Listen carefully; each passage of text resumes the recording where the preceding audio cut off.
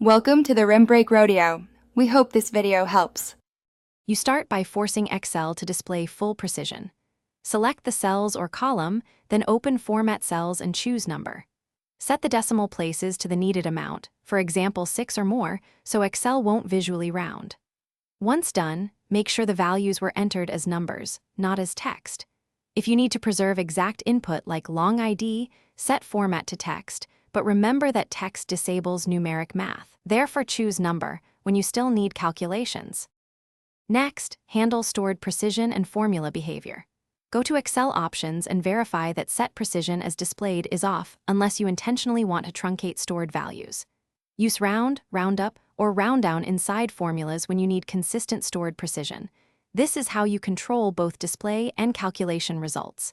If numbers were imported as text, wrap with value, or use paste special right arrow values after converting. Once converted, make sure dependent formulas Finally, validate and troubleshoot.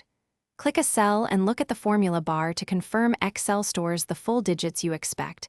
Visual formatting can hide them.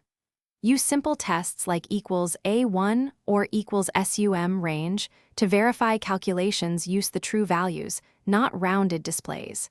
If results still differ, review how the data was imported.